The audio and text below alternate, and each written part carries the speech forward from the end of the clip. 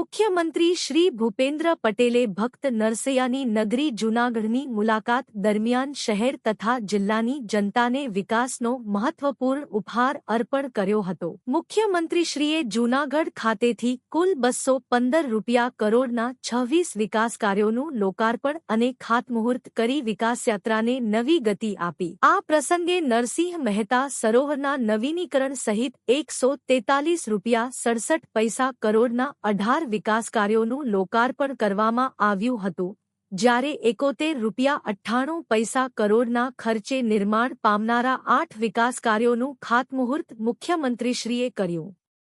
મુખ્યમંત્રીશ્રીએ જણાવ્યું હતું કે રાજ્ય સરકાર જનકલ્યાણ અને સર્વાંગી વિકાસ માટે પ્રતિબદ્ધ છે। જૂનાગઢ શહેર અને જિલ્લાની મૂળભૂત સુવિધાઓ, ઇન્ફ્રાસ્ટ્રક્ચર અને નાગરિક સુખાકારીમાં આ વિકાસ કાર્યો મહત્વપૂર્ણ સાબિત થશે। વિકાસના આ પ્રોજેક્ટો દ્વારા શહેરના સૌંદર્યમાં વધારો થવાની સાથે સ્થાનિક જનતાને રોજિંદા જીવનમાં વધુ સગવડો ઉપલબ્ધ બનશે। આ કાર્યક્રમ દરમિયાન સ્થાનિક જનપ્રતિનિધિઓ, અધિકારીઓ તથા મોટી સંખ્યામાં નાગરિકો ઉપસ્થિત રહ્યા હતા।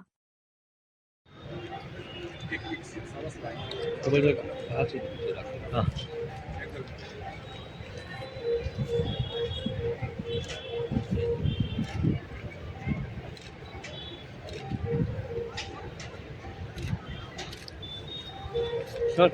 Yeah, sure.